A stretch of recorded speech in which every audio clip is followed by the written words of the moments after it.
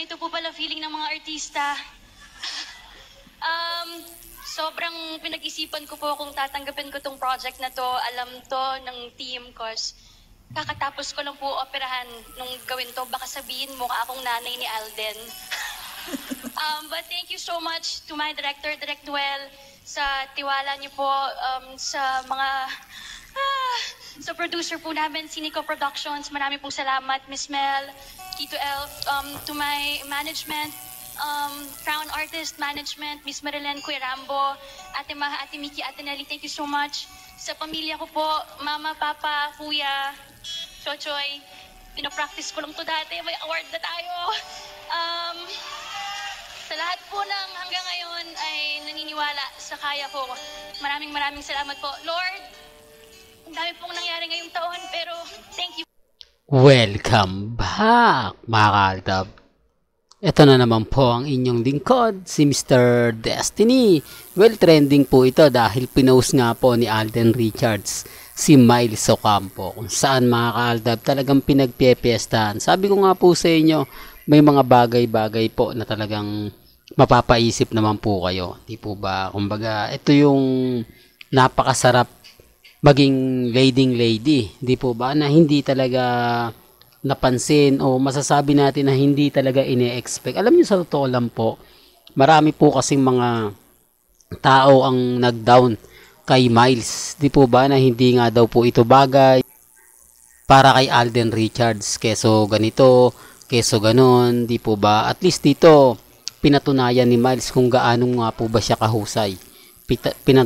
Pinatunayan ni Miles na karapat dapat nga po siya. Di po ba? Sinasabi ko lang po ito para lang klaro.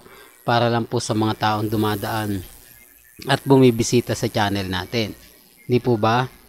Remind ko lang po sa mga nagsasabi ng fake news, sa mga nagsasabi ng ganito ganyan, etc. etc. Relax lang po kayo. Di po ba? Maging kampante lang po kayo at maging matatag. Remind ko lang po sa inyo sa mga nagsasabi ng fake news, sa mga nagsasabi ng ganito ganyan. Bahala po kayo. Di po ba? Ang importante lang naman po mga kaaldab, maging updated po kayo.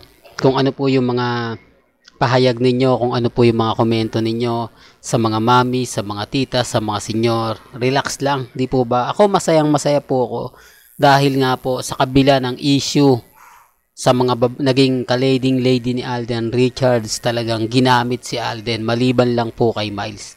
Di po ba? Ito yung mga tipo na simple lang. Sabi ko nga po sa inyo, malaki po talaga respeto ni Miles Ocampo kay Maine Mendoza. Kaya nga po hindi siya masyado dumikit.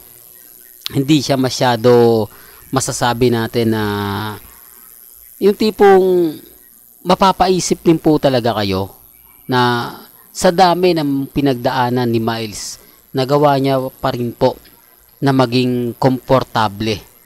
Di po ba? Sinasabi ko lang po ito para sa kaalaman ng lahat. Pero bago natin ituloy itong update natin, kung bago ka lang sa channel na to at isa kang true-blooded Aldab Nation na nagmamahal kina Mengay at Isoy, tama po ang channel na pinuntahan mo, kaya consider na po kitang bagong subscriber at huwag mong kalimutang i-share ang mga video po natin sa mga mami, sa mga titas at sa mga senyor.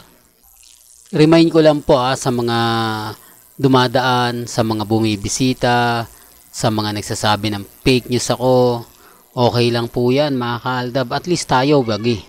At least tayo pinakita natin, pinaramdam natin kung ano yung tama, kung ano yung mali, di po ba?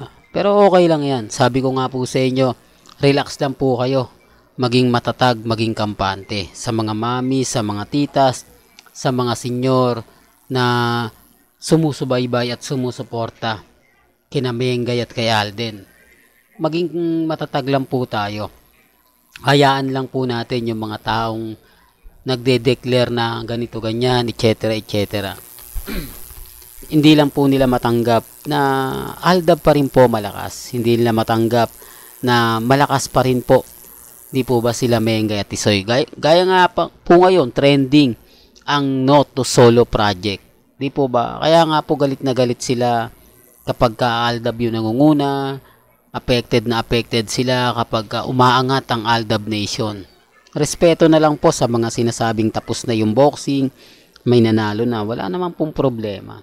Hindi naman po tayo namimilit. Hindi naman po tayo yung tipo na keso ganito, keso ganon, di po ba? Relax lang po kayo. Sabi ko nga dito po sa channel ni Mr. Destiny, kung ano lang po yung latest, kung ano lang po yung trending, doon lang po tayo sa mga taong nagsasabi ng ganito, nagsasabi ng ganon, di po ba? Kaya nga po ako, hindi ako nagpapa-apekto sa mga sinasabi ng iba, hindi tayo nagpapa-apekto sa mga komento. Kasi alam po natin yung totoo. Alam po natin na sila Mengay at Tisoy lang po talaga ang malakas. Lalo na po pagdating sa social media. Kaya nga po, kita nyo ha, napakaraming gumagamit kay Alden. Napakaraming tao ang nakikisawsaw kay Alden. Biruin nyo ba naman, di po ba kay Katnil? Isinalang agad si Alden Richards. So, tapos sasabihin nila, hindi daw ginagamit si Alden. Hindi daw ginagamit para daw po sa ano-ano, ganto ganyan. Tapos kita naman po ninyo, no? Kaya nga po, relax lang mga ka-Aldab. Ang pagtutuunan pansin natin ngayon, etong bakasyon ni Alden Richards. Ngayon walang ganap kay Alden. Hindi natin alam kung umalis na nga po ba ito o hindi pa. Bagamat maraming sinasabi na marami pa raw pong project si Alden o marami pang aayusin at hindi muna daw to aalis. Alam nyo, sa totoo lang po, nakasetup na po lahat ng mga kaganapan. Lalo na nga po sa mga mami, sa mga tita, sa mga senyor. Ako, matatag ako, lalo na po yung mga sinasabi ng iba, mga paliwanag ng iba. Di po ba? Real talk. Kaya nga po yung iba, kapag nagkwento sa atin, kapag nagsabi ng ganito, nagsabi ng ganyan, masaya na po ako. Doon po sa mga mami, sa mga tita, sa mga taong kumbaga nagsasabi ng ganito, nagsasabi ng ganyan. Ang dami. Kaya lang syempre mga ka-Aldab, yung kapag ka binalita mo, yung tipong ganito, tipong ganon. Real talk mga ka-Aldab. Pero sabi nga po sa inyo, may kanya-kanya tayong opinion. May kanya-kanya tayong pananaw. Ang sa akin lang naman po, kung ano lang yung latest, kung ano lang po yung mga update, doon lang po tayo. Di po ba? Well, hanggang dito na lang po ang ating latest updates. Kaya kung gusto nyo pa po ng pinaka-latest at sariwang update, abay tumutok lang po kayo dito po sa channel ni Mr. Destiny para updated po kayo sa mga latest at sa mga bagong video po na ilalabas po natin maya-maya lang. Hanggang sa muli, salamat po sa panonood at pakikinig.